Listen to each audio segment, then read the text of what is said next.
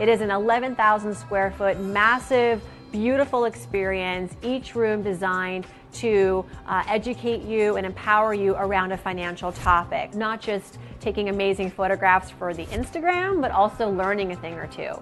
Award-winning finance expert and co-founder Farnoosh Torabi takes us on a tour of her Instagrammable Stacks House Museum.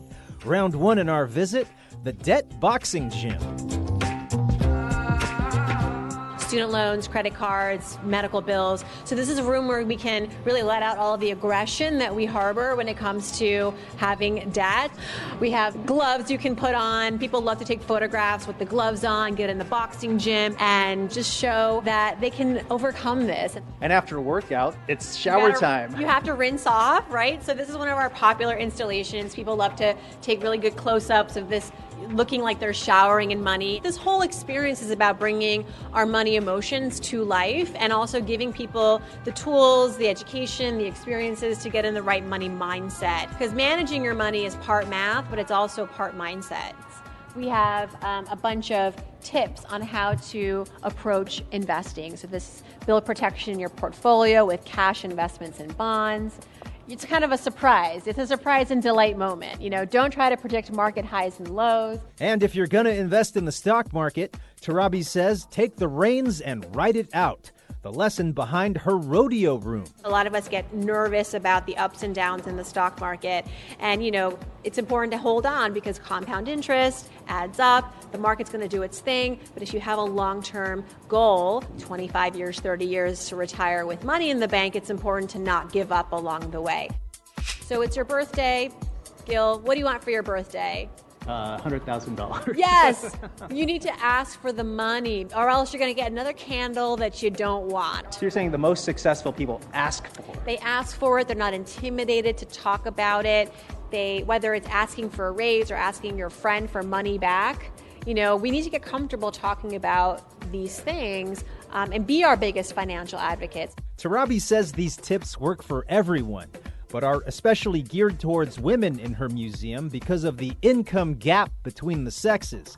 Torabi says that may be changing soon. Over the next decade, there's going to be a massive transference of wealth in this country from the old generation to the current generation, trillions of dollars, and women are going to be on the majority receiving end of that. So we're going to be inheriting a lot of money, and we want to be prepared for that, to be able to make the smartest money moves that we know. We're both graduating from UCLA next month, which is exciting, but also a scary time, you know, going into the real world, and learning about finances is definitely something that's important, and there's not really anything that's really geared towards women in finances, so we thought this event and this place was just a super great place.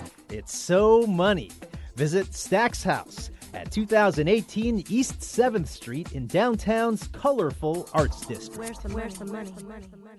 The museum is open Wednesday through Sunday. Well, his term as mayor has long ended, but former Mayor Richard Riordan continues to support and give back to his community. His latest effort seeks to help empower the lives of all LA children. Rasha Goel has more. Former LA Mayor Richard Riordan and his wife Elizabeth recently made a donation to the Library Foundation for the Los Angeles Public Library's Live Homework Help program. For him, it's about making a difference. It means that my library, the Richard Riordan Los Angeles Library, is able to help every child in this world to learn. What we really want to do is make this library something that all the children can use, and Ken has initiated so many terrific programs, and we're so proud to be able to help those programs. The Live Homework Help program is a signature program that provides students with free tutoring online. You can do it from your phone, you can do it on a computer, you can do it in the library, you can do it at home, and you are talking to a professional. There are no volunteers in this. It's a tutor, and they can save your homework online. Tutors can help with many subjects, and all you need is a library card. It could be a poem, it could be a book report you have to write. It's in English, in science, in social studies. The tutors are Spanish speaking as well as English speaking. What a beautiful gift. In fact, Richard Riordan made the donation on the day of his 89th birthday. And for those of you who may have not known, the Central Library in downtown Los Angeles was actually named after him in 2001. I love the library. From when I was a young lawyer in 1956, I used to sneak out at lunch, break into where nobody else was here, and I sneak in and spend my whole lunchtime looking through books and tapes and everything here in this library. Throughout his term and afterwards, Riordan has been committed to helping the library. Mayor Riordan, during his tenure, presided over our branch construction program, the nation's largest library infrastructure project, which rebuilt and expanded our system from 63 libraries to 73 libraries. He spearheaded the city's Millennium fundraiser that raised $2 million for library reading programs for children, and he initiated Read to Me LA, an innovative early literacy program for young people. And today, Richard Riordan continues to leave a mark in his legacy as he helps the people of this city. The live homework help program has been around for 10 years and can be found online at lapl.org/online tutor. Well, it's a way to connect small business owners with valuable city resources.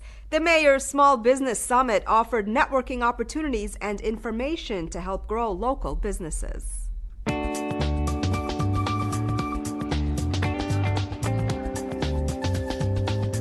We're at the Mayor's Small Business Summit, and I'm here to see all the opportunities that I can get through the city of LA and meet with other entrepreneurs like myself. We're here to find great small businesses, diverse businesses that represent our city, that can support us and work together, grow together. It's a great event to get resources for the current year, moving forward to see what the city of Los Angeles is providing as far as loans, lending, and things of that nature. Get to meet people face to face and talk to them, get information, see what they're looking for. So it's great. It's a great thing to gather information. It's a great opportunity. I believe there's over 1,000 small businesses that walk through these doors for us to get to know new businesses, ones that are emerging, and reconnect with other businesses that we've worked with in the past and keep growing those relationships. The city has certain contracts they're doing with a lot of developments in Los Angeles. This event is great to get information regarding that. When you're running a small business, you're usually just in your business every day trying to develop, trying to make yourself and your business better, and you don't really get a chance to see what else is out there, what other opportunities are out there, and how other people are running their own businesses. And it's always nice to see people that are in the same boat that you're in and get that support. Do you wish there were more trees in our city? Well, that was the topic at a recent tree summit where environmental experts talked climate change and why we need more trees in LA.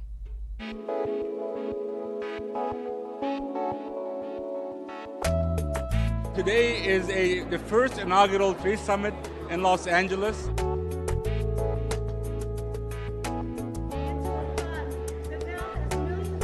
Mayor Garcetti wanted to bring experts from across the country, from the city, community members, advocates of the environment, advocates of trees, experts, arborists to come together and really chart forward the path for making the city sustainable, resilient, and to protect and preserve and plant more trees across our city.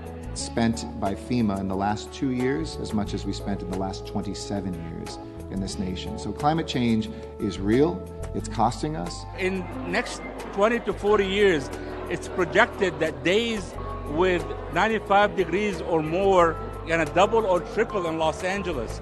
So it's gonna be hot in Los Angeles. So what we wanna do is plant more trees, provide more shade, really provide some space for people to walk from their home to the school to the grocery store and not be hit by the sun. It's a safety issue, it's a well-being issue, and we are really working hard to cool the city. The LA Conservation Corps transforms lives and enhances communities by educating, training, and putting at-risk youth to work. Every year, a luncheon is held to recognize their work and accomplishments.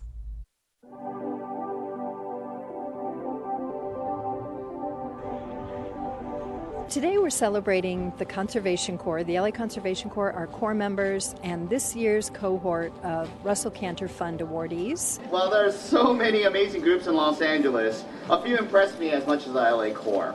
These young people, day in and day out, take to the streets of Los Angeles, picking up trash, cleaning up alleys, and making our city shine. Faith, as we all know, without action means nothing. And LACC is the action of the faith that we have for this earth and for our people, for the students that we celebrate here who reflect our city. The LA Conservation Corps is everywhere. We're providing opportunities, we're helping transform youth through the transformation of themselves, and we are here to keep this city clean and green and healthy so that all of us here can thrive. Just like a mom, the Corps gives, and gives. Just like a mom, the Corps pushes you, helps you, and supports you. Just like a mom, the Corps only wants the best for you. In times when it's difficult to be optimistic about our future, these young people exude hope and speak to the power of possibilities. The city attorney files suit against TurboTax and H&R Block over deceptive practices. Lake Balboa is a lot cleaner thanks to a group of neighbors, and it's time once again for LA Sanitation's open house. All this in City Beat. City Attorney Mike Fuhrer has filed lawsuits against Intuit Inc., the maker of TurboTax, H&R Block Inc., and HRB Digital, alleging unfair and deceptive practices in connection with their free online tax preparation services for low-income filers. The city attorney's lawsuits allege that Intuit and H&R Block aggressively market inferior alternative free tax preparation products on their websites, which are useless to all but those with the simplest of tax returns. LA Sanitation and Environment will host its annual 2019 open houses at each of its 6 district yards in Sun Valley, Northridge, Lincoln Heights, South Los Angeles, San Pedro, and West Los Angeles in a series of free Saturday events through June 29th. Residents are invited to get an exclusive up-close encounter with LA Sanitation truck fleet. For details, visit lacitysan.org. Folks living near Lake Balboa came out to clean their community. Participants picked up trash and debris. They say they like to do their part to help keep their community clean. One of the components that we're working on today is revitalizing public space where people connect. In celebration of LAPD turning 150, the Hollywood station held a party to commemorate the milestone.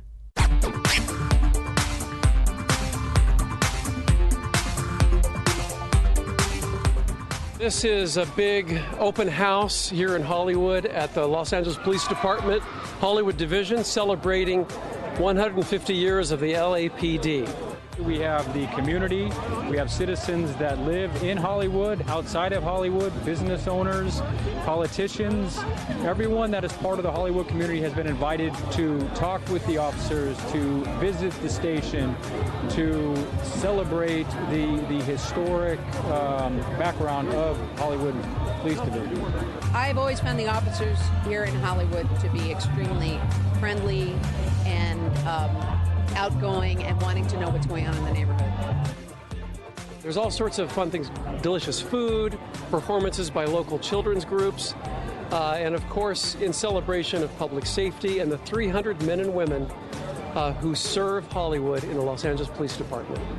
I'm always kind of thrilled at the comfort and the support that I see from the community for the police and vice versa. Celebrate the stories and experiences of Little Tokyo. Join a 5K family walk-run to help end homelessness. And do you love fresh strawberries? There'll be plenty of them at a local strawberry festival. All this in Things to Do. Looking for a live show in Little Tokyo? Then be sure to check out Unheard LA, the latest installment in the oral history series by KPCC in person. Unheard LA is a celebration of the stories and experiences that give shape to Los Angeles and its distinctive, unique neighborhoods. Don't miss Unheard LA, live in Little Tokyo, Sunday, May 19th, beginning at 5:30 p.m. The show will take place at the Aratani Japan America Theater at 244 South San Pedro Street. For tickets, visit kpcc.ticketleap.com. Come join the United Way, the LA Rams, and city and county leaders for Home Walk 2019. Now in its 11th year, this 5K run-walk event has advocates and Angelinos joining forces to help end homelessness. It's a feel-good cause the entire family can share. So be sure to check out Home Walk 2019, happening Saturday, May 18th at Grand Park on 200 North Grand Avenue. To register, visit homewalkla.org. Love fresh strawberries, food trucks, live music? Then the Strawberry Festival at UCLA Farmers Market has your name all over it. Enjoy strawberry delicacies or take a field trip to Ayala Farms, where you can do your own strawberry picking. Have yourself a fresh experience at the Strawberry Festival at the UCLA Farmers Market, happening Saturday, May 18th from 8 a.m. to 4 p.m. at the Bruins Plaza. For details, visit castrawberryfestival.org. And that's a look at some things to do.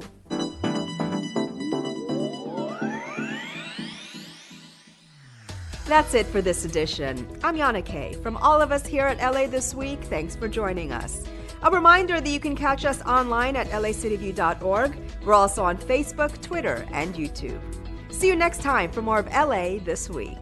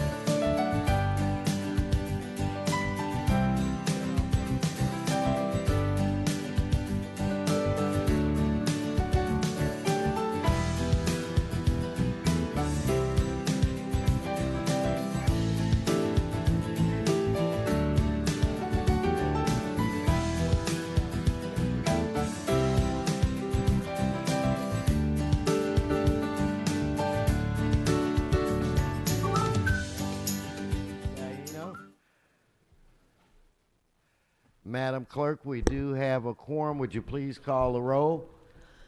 Blumenville, Bonin, Buscaino, Cedillo, Heristason, Weezer, Koretz, Krikorian, Martinez, O'Farrell, Price, Rodriguez, Ruth, Smith, Wesson. 10 members present and a quorum, Mr. President. Thank you. First order of business. Commendatory resolutions for approval. Mr. Blumenfield moves. Mr. Buscaino seconds. Next. Approval of the minutes. Mr. O'Farrell moves. Ms. Rodriguez seconds. Let's continue. Mr. President, there is a request to continue item 1A to June 14th. Okay, so ordered. Continue.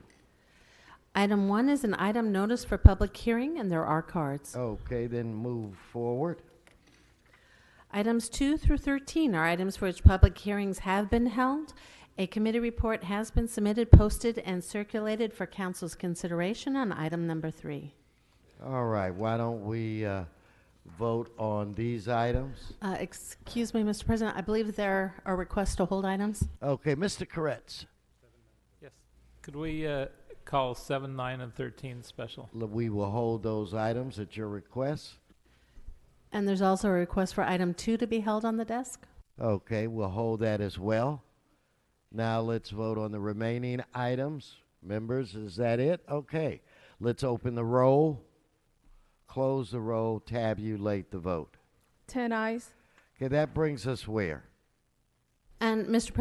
President, for items 4 and 5, those ordinances will be held over unless reconsidered later today with 12 members present. Okay, well, I anticipate that we will have 12, and we will deal with those when we reach that number of members. So again, where are we? Mr. President, that then takes council back to presentations, items called special or general public comment.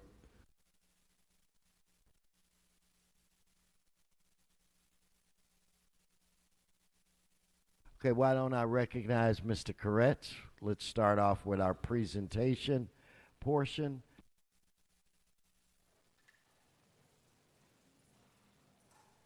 Okay, so while Mr. Koretz is coming up, why don't we take up item 2? Item 2. Mr. All right, let us open the roll, close the roll, tabulate the vote. 10 ayes, 1 no. All right. Mr. Koretz, the floor is yours. Well, thank you, Mr. President, colleagues. I'm here today with my colleague Mike Bonin to speak on behalf of our city's annual tradition of declaring May to be Older American Month. At this time, we recognize older Americans for their invaluable contributions to Los Angeles and our nation. Older Americans Month was established by President John F. Kennedy in 1963. Although he called it Senior Citizens Month, the name was later changed to Older Americans Month by President Jimmy Carter in 1980. As part of our annual tradition, we include the amazing group Stop Senior Scams that work hard to educate seniors and their families about scams that target seniors, a $3 billion problem. Joining us today from Stop Senior Scams is Adrienne Omansky and their organization, and she has brought an important group of senior advocates with her today. And now I'd like to have Mike Bonin say a few words. Thank you, Mr. Koretz. Thank you for initiating this, and glad to join you for this, for an appreciation of Older Americans Month, an important celebration, an important commemoration of a population that continues to grow. We're all living longer, and so we are going to be seniors for a longer period of time than we would have been 30 years ago. And I want to thank and celebrate Stop Senior Scams and Adrienne and her troupe. I have been able to work with them for 6 years now, and a little time before that under my predecessor. They often do performances at the Senior Center right next door to my West LA office. I've been happy to try to help sponsor them and some of the travel they've done. They have some amazing talents in their troupe. People who are great actors, people who are great performers, people who are great singers, and they go around the Los Angeles region and in an entertaining way explain to seniors what some of the risks are and some of these scams. There are all sorts of scams that are perpetrated or attempted to be perpetrated upon our seniors. People claiming that grandchildren have been kidnapped, and please, just send us a couple $1,000s and we'll get them out. Social Security scams. All sorts of scams about mortgage, and all sorts of scams now living on the internet. People being hoodwinked and robbed and taken advantage of. And because of the work of Adrienne and her troop over the past few years, people have more knowledge and more tools on how to combat that. And I love working with them. I love having them in our district. And I think you're about to hear about how they've been getting some recognition, even in Washington, D.C., where very few good things get recognition these days, but they're one of the few.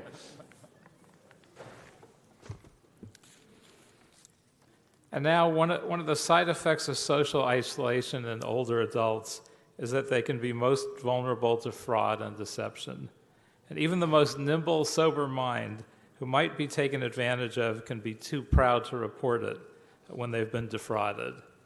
That's why we also celebrate May 15th as Senior Fraud Awareness Day.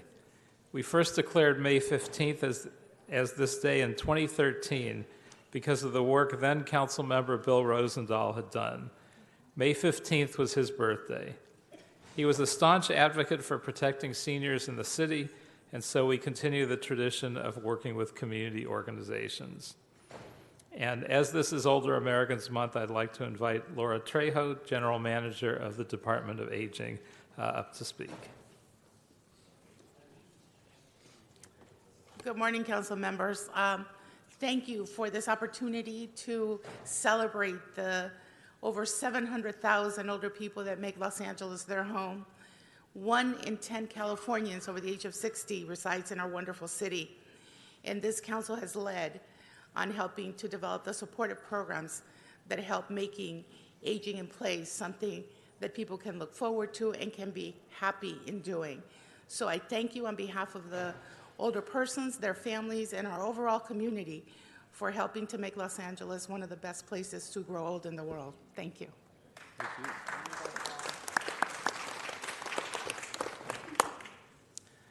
There are events throughout our city and county throughout the year that help inform people. Senior Fraud Awareness Day is important because as the percentage of older adults rapidly increases, they become greater targets. That's why today, even when we celebrate Older Americans Month, we also recognize Senior Fraud Awareness Day in the city of Los Angeles. I'd now like to introduce Adrienne Omansky, who runs an important senior scam awareness program in community centers and has worked with my office and Mike's office for many years. Ms. Omansky works tirelessly to help educate the public on this vital issue.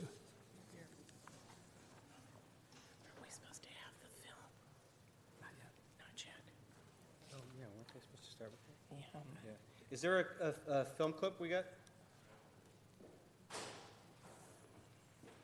Here we're going to run after. Okay. If you want to see your granddaughter alive, listen to me carefully. Do not hang up the phone. Go to your bank and withdraw $3,000 right now. Seniors and their families are scammed out of $3 billion a year through financial fraud. If you think you've been a victim or a target of a scam, please contact your Federal Trade Commission or the U.S. Senate Committee on Aging.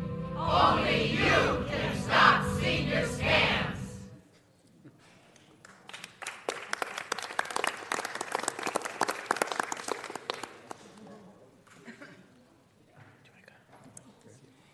Good morning. I first want to thank our film production company under the direction of Amanda Jacoby, who's here today. Where She's is right she? here. Let's give her a round of applause. Brandon Jimchek also was one of the co-producers, and she has the her editor here today. Here she is. Where's the editor? Meryl's here. And how this came about real quickly was an amazement to me and to everybody. Amanda walked through our senior center at the Felicia Mayhood Senior Center and saw our bulletin board. She contacted me on Facebook and said, how could we help? This was a year ago. They volunteered their time and energy to get this PSA out, and it's our goal to get it into every movie theater in the United States where the seniors go to the matinees. They will be a captive audience, but it will do the trick. Thank you, President Wesson, Council Members Koretz, Bonin, and Rue, and the City Council. Our actors have traveled to bring their peer-to-peer education program to your constituents with the support of your transportation.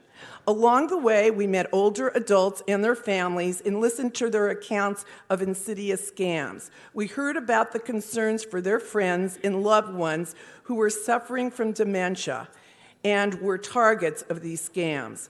At the Mark Twain Library, the neighborhood gathered outside our tour bus to welcome us to the community. They listened attentively to our educator, Sandy Migerson, who grew up in their neighborhood. We went to Northridge, Venice, Mar Vista, Torrance, Los Feliz, Westchester, Baldwin Hills, East Los Angeles, Sherman Oaks, South Central LA, Hollywood, and today we are going to Angeles Plaza. We attended senior health fairs sponsored by Council Members Koretz, Bonin, O'Farrell, and Rue. What we know is everyone's a target. With your continued support, we will achieve our mission to stop senior scams.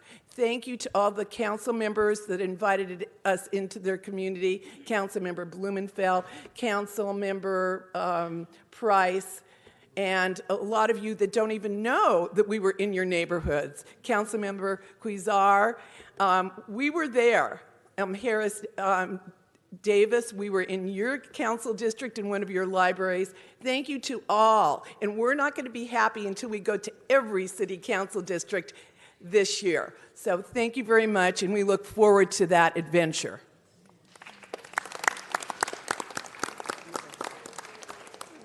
And thank you so much for your over 20 years of advocacy. You've made a huge difference in this area, and I'm particularly proud to have you as a constituent. Also, we have a couple representatives from our esteemed elected officials, Jade Suh from Senator Feinstein's office, and Jacqueline Hamilton from Congressmember Karen Bass's office, my former colleague in the legislature. Let's give them a round of applause. Thank you for all the work that you guys do. So first, Jade, if you'd like to.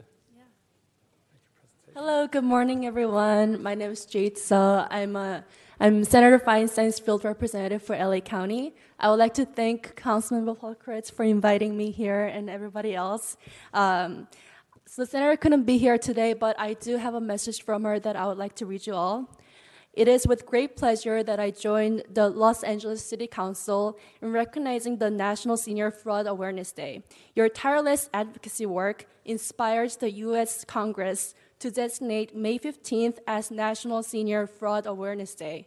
As your U.S. Senator representing the state of California, I honor your incredible contributions to supporting countless seniors in the U.S. and wish you the greatest success in all of your future endeavors. Thank you.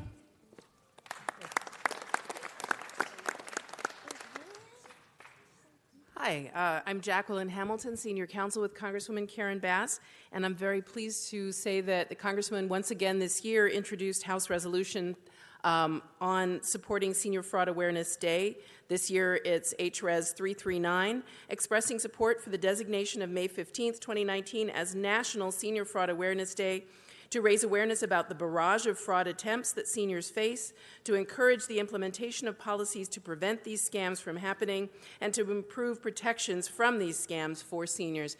Karen Bass is delighted to have the Stop Senior Scam players as constituents in her district and grateful for all the work you do to help seniors avoid these and families avoid these awful scams. So thank you very much.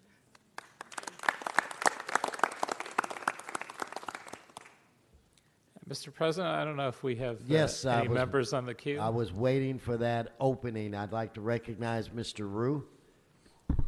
Thank you, Mr. President, and thank you, Mr. Koretz and Mr. Bonin, for bringing and celebrating Older Adults Month and honoring the incredible Stop Senior Scam group. It was a pleasure to kick off this month with the Department of Aging and Laura Trejo at the art exhibit at our Central Library and presenting them with the Older Americans Month resolution. The exhibit is just one of the many contributions that our Department of Aging provides to our city. And as stated before, seniors are the fastest growing population in our city, and it's very crucial that we have resources to support them. But I also want to commend the Stop Senior Scam theater group. And like you, Mr. Bonin, they had a presentation at with the Van Nuys Neighborhood Council in Sherman Oaks. And not only did they do the little clip that you saw on TV, but they went and delved into some of the more taboo or more sensitive topics like dating scams. And it was actually other seniors who performed, and it was so well received, so well done. My office still continues to get calls and inquiries from that. So really want to thank the group for your outreach, your innovative outreach by doing these skits all throughout the city of Los Angeles. And thank you for everything that you do. And it's such a pleasure to work with you all. And happy Older Adults Month. And I, too, want to thank you for all of the work that you do, Laura. It's always good to see you. You just be so amazed at how many people just don't understand or recognizing that this kind of thing is going on.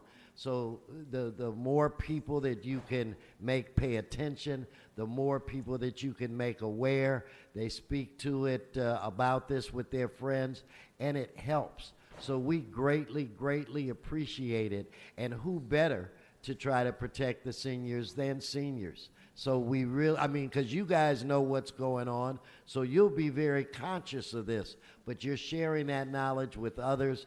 So we're very appreciative, and I'm excited that Senator Feinstein's office is here and that our good friend, Congresswoman Karen Bass's office is here as well. So let's give them one more round of applause to let them know how much we truly appreciate the work that they're doing. God bless you all. Mr. Koretz? Mr. Weezar. Quite quickly, I just wanted to thank you for the work you do, and particularly amongst our immigrant and Spanish-speaking community.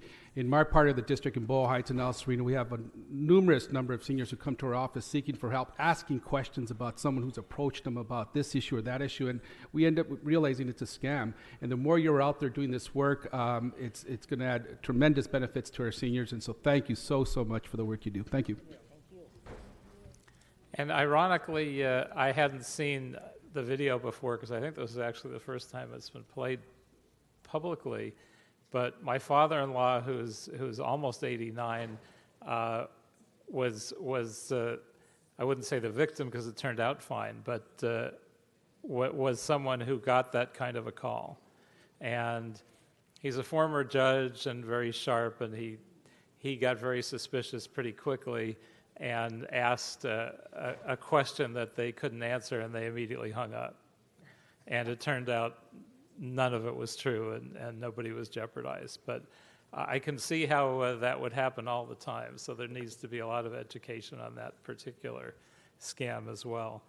So we thank both Laura Trejo and Adrienne Omansky for their good work, and we'd like to present resolutions for Senior Fraud Awareness to Adrienne and Older Americans Awareness Month to Laura Trejo.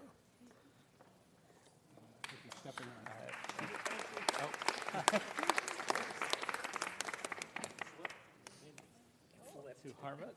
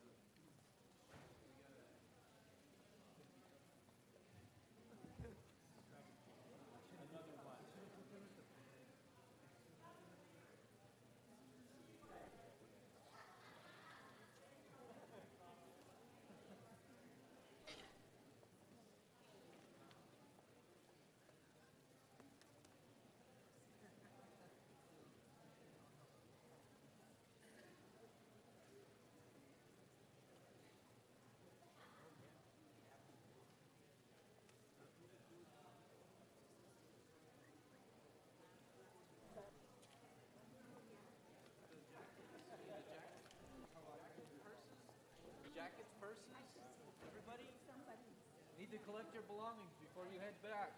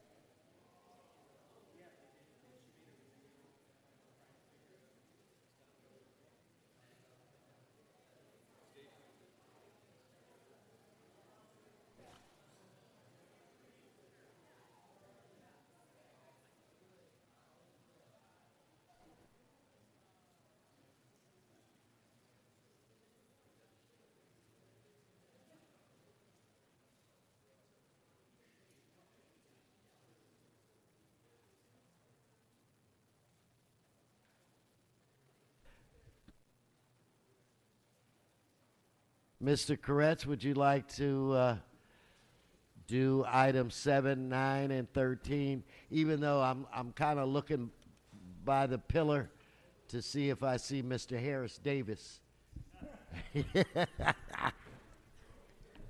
Anyway, Mr. Koretz, the floor is yours. I just wanted to ask a quick question relating to the city food contracts to make sure that each of these contracts include the requirement that they follow the good food purchasing policy and other policies that the city council has recommended.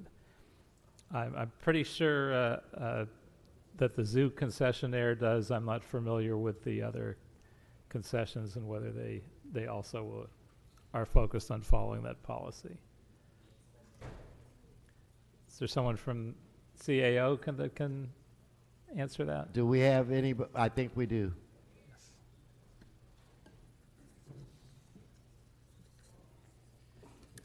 Terry Sauer, CAO staff. Could you repeat the last part of your question, sir? Oh, it was just about whether all of these contracts will include the good food purchasing policy and any other similar policies the council has passed or passes in the future. Yes, sir.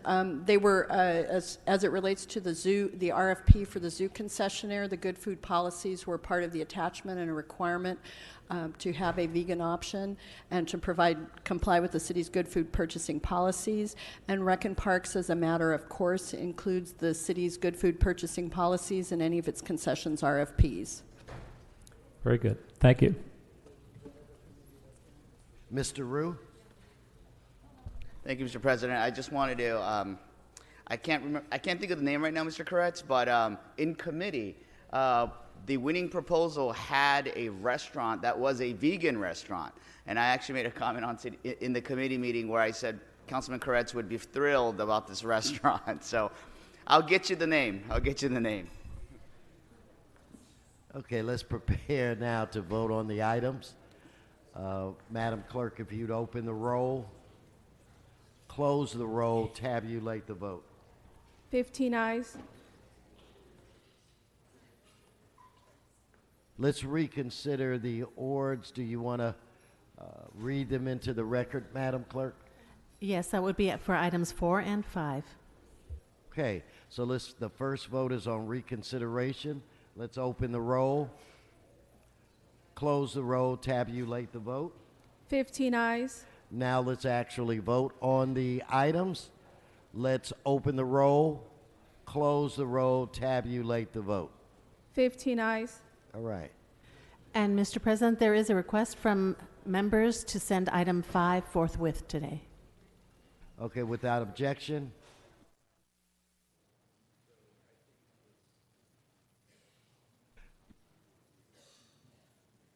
Ms. McAllister, you want to come forward?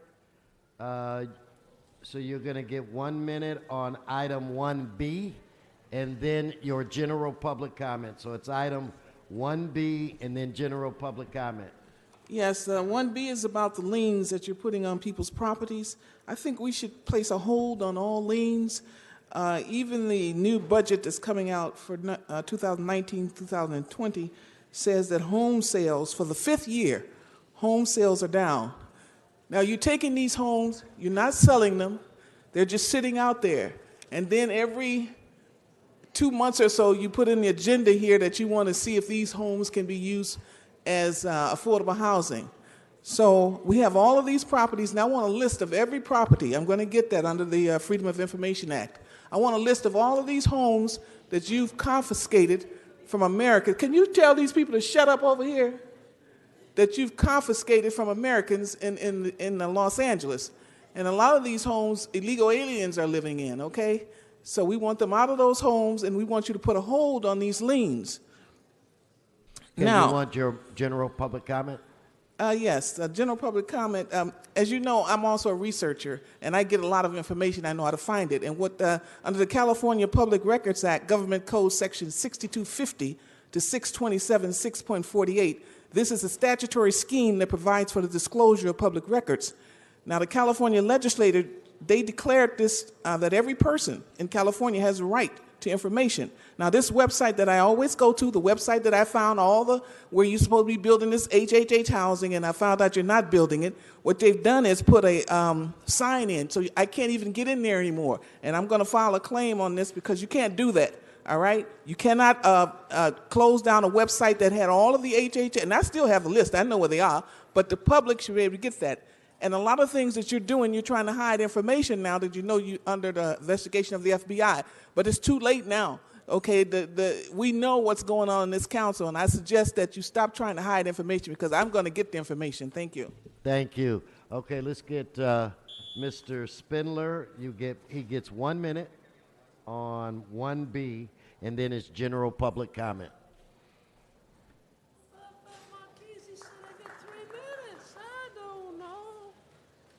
Thank you for starting my clock late, motherfuckers. So, what we got here is this motherfucking CD5 lien for courtesy of the Jewish Republic of Encino. It's 1B, Mr. Yes. My AKA is Herman, but I'm nigga foo he. Stay on the subject. CD3, y'all. That's a Bob Blumenfield motherfucking lien. Lurleen Avenue. $2,000 fucking dollars. I talked to my friends from the Pasadena City Attorney's Office, and they have conferred that this is an illegal lien. No, you have to stay on the topic. It's an illegal lien. The attorneys are saying it's illegal. No notice. Please waive all charges.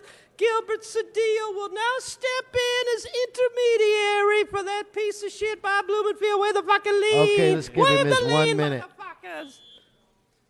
So, you got your ass kicked.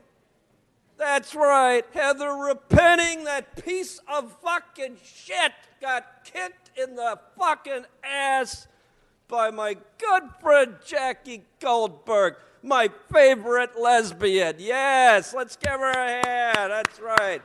Jackie Goldberg manned up. That's right, Monica Rodriguez. Your criminal colleague on the Board of Public Works, Heather Repenning, gave up a job paying $150,000 a year because Mayor fucking Garcetti promised her a board seat on the board of the LAUSD, and he lied. But we went out in the community. They said, Wayne, and I said, yes. And they said, who should I vote for? I said, vote for Jackie Goldberg. I was out there campaigning every fucking day, knocking on doors. We kicked your ass, Mayor Garcetti. Thank you. Thank you. Thank you. Thank you. Your time's expired. Thank you. Mr. Sachs, are you still around? You have, Mr. Sachs, you have items 1B, and then you have 1 minute for general public comment.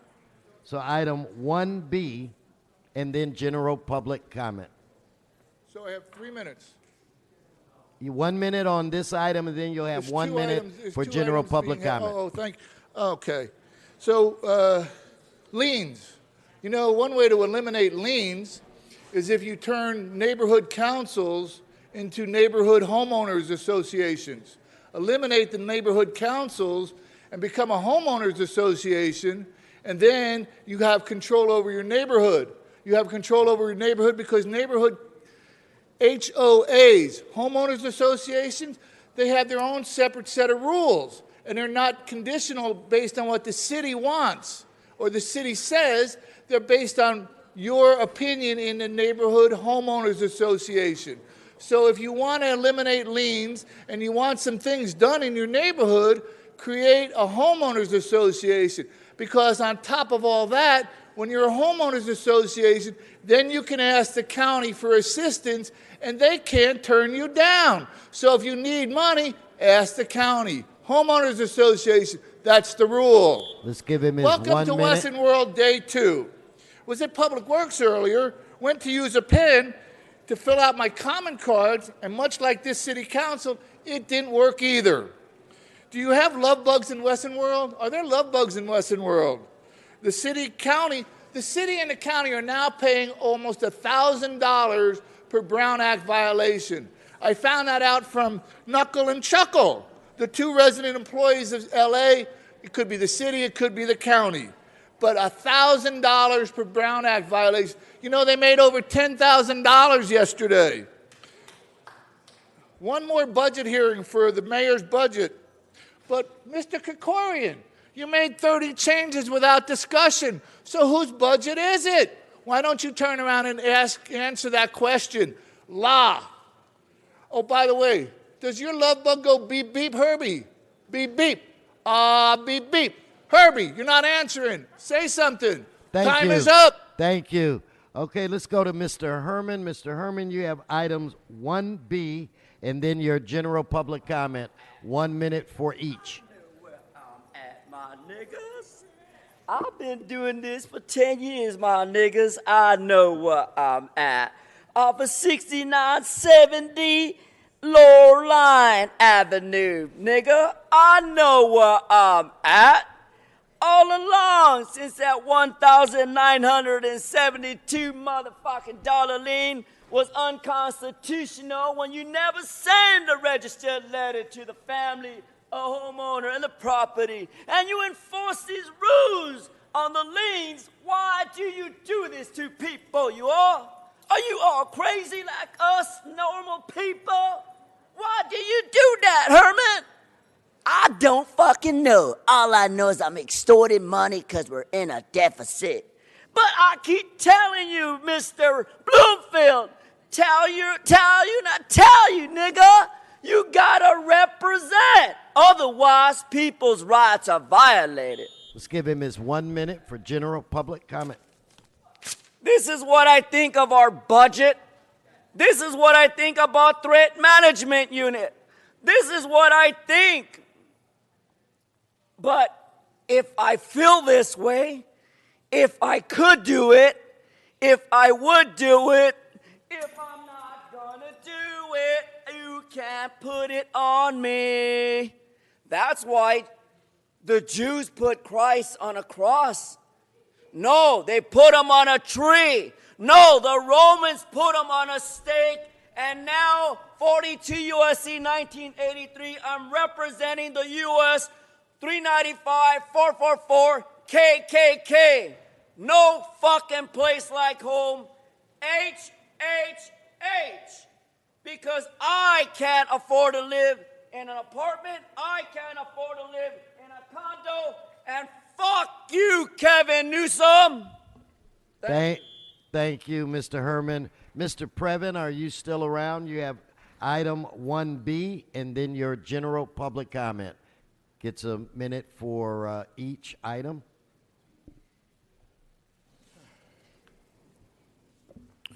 Thank you, sir.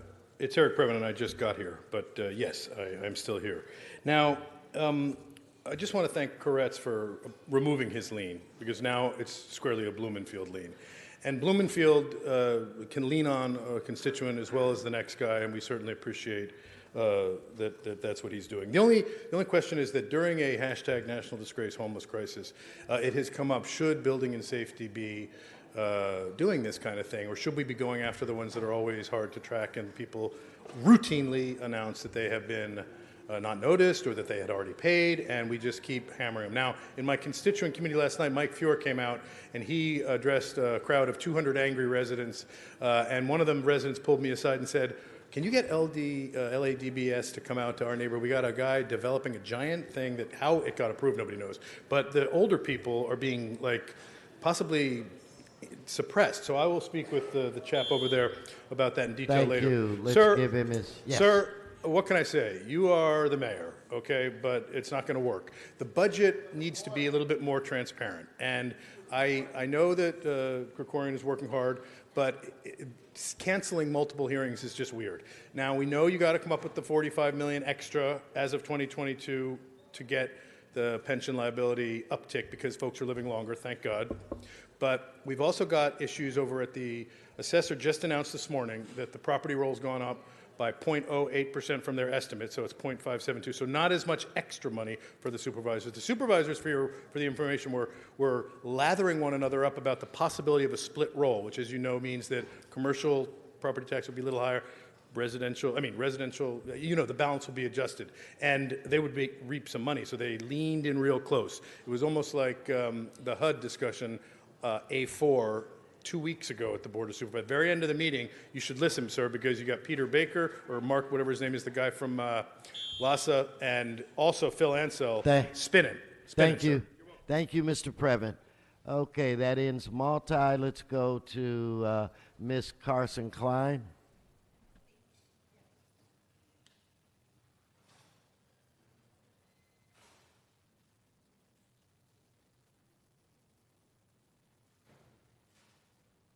Okay, Joanna Aguilera, Teresa Flanagan, come forward. April Papilli, Dexter Harris. Yes, ma'am. Identify yourself and you're welcome. Hello, I'm Joanna Aguilera. I'm come from Arms, Los Angeles. It is important that we keep our communities safe and keep our oil industries and employment opportunities strong. We believe that we can meet both goals without sacrificing one or another. We can drill a safety and ensure of regulations and implement. Thank you. Thank you. Next speaker. Hi, my name is Teresa Flanagan. I'm with Arms of LA. We work to assist at-risk youth, vegetarians, the homeless, and anyone in need of a second chance. The jobs created by the oil and gas industry benefits people from across California, across many diverse ethnic and class backgrounds, including individuals who want to have a good-paying middle-class job. Don't eliminate these good-paying jobs for local residents as well as for potential future workers in the district, such as members of our organization. Thank you. Thank you. Next speaker, please identify yourself. Hi, my name is April Papilli, and I just want to thank you for doing an amazing job at running our city. I'm here today with Arms of Los Angeles. I just want to talk about the oil industry offers economic opportunity for many who might otherwise have limited professional options. Workers who do not have a college degree have a hard time competing in today's economy. But this industry offers living wage jobs for those without a higher education degree. More than 7 in 10 oil industry workers have college degrees. These are workers who would otherwise struggle to find jobs that can meet basic needs. We urge you to consider the economic consequences of the proposed buffer zone and oil operations. Please, we urge you, fight to keep these career options open for many of our community members. Thank you. Thank you. Next speaker. Good morning, men and women of Los Angeles City Council. My name is Dexter Harris. I'm a native of South Central Los Angeles. I'm a single parent of 5 daughters. I've been a rideshare driver with Uber and Lyft for over the last 4 years. Now, over the past year or so, pickups have slowed down tremendously, and the rideshare companies have cut down on our pay and the access of drivers and on the road, which also decreased the numbers of pickups per drivers. Companies like Firefly give me an opportunity to maintain my income to support my family and I when rideshare driving isn't making a cut. I've been an independent contractor with Firefly since July, and my observance as a driver for Firefly has been no more distracting than a cell phone or a lift light on the dashboard, a TV hanger from a car ceiling, or a commercial billboard advertising. But it's not just a source of income for independent contractors, but it also provides a way for beginning entrepreneurs as myself to have my business advertised without breaking the bank, so to speak. Thank you for your time and let me speak on behalf of my community. Thank you. Thank you. Elizabeth Nichols, please. Anyone else sign up for public comment that I have not called? Okay, Miss Nichols. Good morning, council. Good morning. Members. My name is Elizabeth Nichols, and I'm also an Uber and Lyft driver, and I do have the digital advertising on top of my car. This income is very important to me specifically because not only is that my only income with Uber and Lyft, but I help support my daughter and her 6 kids. So it's really important that that extra income is there every month. So if she needs any assistance with extra food, a bill, or anything, that's money that I can give to her without taking away from paying my own bills. So it's really important that we have that there, and we would appreciate your vote on that. Thank you. Thank you. Anyone else here that I did not call? Then, Madam Clerk, that concludes general public comment. So let's vote now on item 1B. Please open the roll, close the roll, tabulate the vote. 15 ayes. Thank you. That brings us where? Council has motions for posting and referral. They are posted. They are referred. Announcements, members, announcements. Mr. O'Farrell? Oh, then let us rise for adjourning motions. Let us rise for adjourning motions. I'm looking, Mr. Buscaino.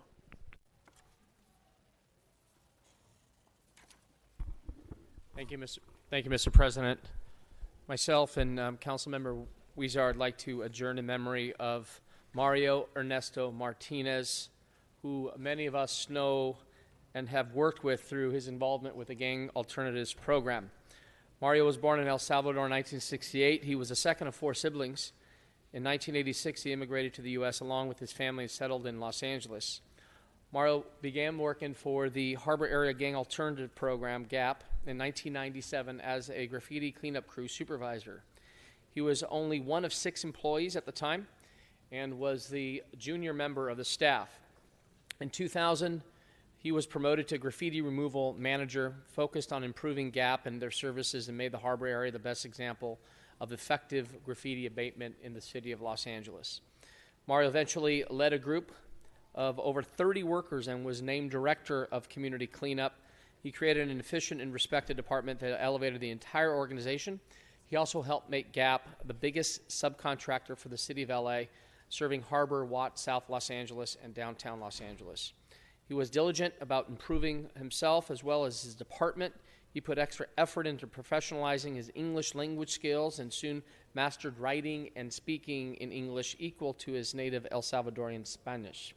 He attended community college to obtain his GED while working, and in 2005 started attending Cal State LA, where he obtained his Bachelor's of Business Administration. He was dedicated to his job, his family, and his community. And before he passed away, he was seeking resources to help repair a bridge that has collapsed during an earthquake in his home country in El Salvador. He passed away too soon on May 6th. He was the longest-serving member of GAP, and his legacy will live on for many years to come. I've had I was fortunate to work with Mario as a senior lead officer, and he was very proactive and efficient and effective. And every time he called, he just jumped on the graffiti abatement requests through when I worked at Harbor. He will dearly be missed, and all those who worked with him count as a privilege to have known him and share his friendship. He is survived by his 3 children from his first marriage, Natalie, Mario, and his youngest 17-year-old Vanessa Martinez, 2 brothers and a sister, and his wife Blanca and daughter Catherine. May Mario Ernesto Martinez rest in peace. Thank you. Thank you. Mr. Huizar. Thank you, Mr. President. If I could add to that, and thank you, Mr. Buscaino, our staff wanted to send our deepest condolences to his family. An incredible worker, responsive on weekends, responded to emails, texts. No matter what time you called, he was there. Someone who believed passionately in the work he was doing, and particularly in a neighborhood like Boyle Heights, which was once called the gang capital of the country. There's been a lot of graffiti, and it shows that when the person is committed and it really cares about the work they're doing, the result you get. But more than that, our staff loved working with him as an individual, as a person, who he was, humble yet hardworking, and always willing to lend a hand. I once shared a story with him about how, growing up in Boyle Heights, I grew up in front of a bridge, and there was some graffiti there that had been up. It was up for 10 years. I mean, I have that emboldened in my memory, in my brain. You just see the same graffiti for 10 years. And I mentioned to him how I appreciate the work he is doing. And he would go out, particularly to that bridge now, and make sure graffiti was down all the time after I had mentioned that story to him. So we will certainly miss him. My staff, in particular, wanted to send our condolences to his family and to thank him for being a great individual, great human, and for the work he did for the city of Los Angeles. Thank you. Thank you. So I'm still looking to my left, Mr. Koretz. Thank you, Mr. President. I'd like to adjourn a little bit belatedly in the memory of philanthropist Jake Farber, who died earlier this spring at the age of 94. But I became aware of it more recently. It's been a painful last few years in the Jewish community because we've witnessed the passing of many of the pillars of our community because they have reached advanced age. Individuals like Max Webb, Jonah Goldridge, Stanley Hirsch, and Jack Nagel. And Jake Farber is now among them. Jake Farber's selfless and tireless support and dedication to a wide range of Jewish community and Israeli causes earned him, along with his wife Janet, the nickname Tzedakah Heroes, which loosely translated means heroes for their charitable work. He was born in 1924 in Los Angeles into a poor Orthodox family and raised in Boyle Heights. His father died when he was 8, and his mother worked as a seamstress to support Jake and his younger sister. During World War II, he was drafted into the U.S. Army shortly after graduation from Roosevelt High School, and upon his discharge, he enrolled in USC under the GI Bill and graduated with a bachelor's degree in accounting. He married Janet Alpert in 1950, and soon started working in her father's scrap metal business, Alpert and Alpert Iron and Metal. Together with his brother-in-law, Raymond Alpert, Farber grew the company to become one of the premier metal and recycling businesses in the nation. As his wealth and position in the community grew, Farber dedicated himself to a large number of Jewish causes, always in partnership with his wife, Janet. Jewish Home for the Aging, Builders of Jewish Education, De Toledo High School, APAC, and the Pico Union Project were among many, many others. In addition to his concern for domestic organizations, the Farbers were ardent supporters of Israel and Israeli causes and traveled to Israel more than 50 times and were passionate supporters for more than 70 years, even before the founding of the State of Israel. Among the Israeli projects that benefited from the Farbers' involvement was the Yemen Ord Youth Village for at-risk young people, and at its 2017 banquet, the Farbers were lauded for their nearly 70 years of sharing a passion for Israel. I had the pleasure of working with Jake on occasion on Israeli and Jewish cultural events and many other charitable endeavors. And as the Los Angeles Times noted in his obituary, Jake will be remembered as a loving, warm, and supportive man who provided his family a true role model of how to live a moral and ethical life, how to give those less fortunate some opportunities, and as a leader who combined skills and business with the wisdom of a true mensch. The Farbers passed on their values to their 3 children. Son Howard is a member of the De Toledo High School community. Daughter Rochelle Cohen currently serves on the board of the Federation, and daughter Nadine Lavender is active in Korea, LA, a children's literacy program. In addition to his wife and children, he is survived by 8 grandchildren and 1 great-grandchild, and may he very deservedly rest in peace.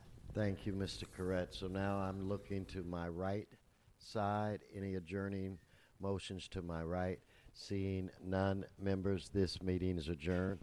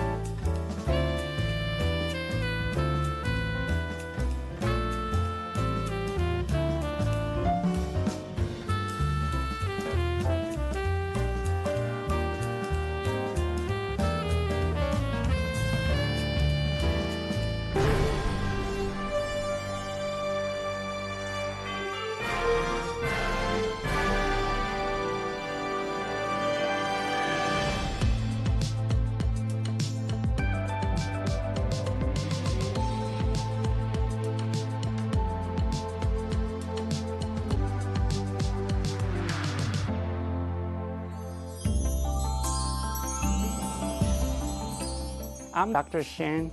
I'm acupuncturist and a herbal expert. When I was 18 years old, after graduate high school, I followed my grandfather to learn herbal medicine and acupuncture because less side effect and it works better, and more people like herbal and acupuncture. The TC Herbs in the house, we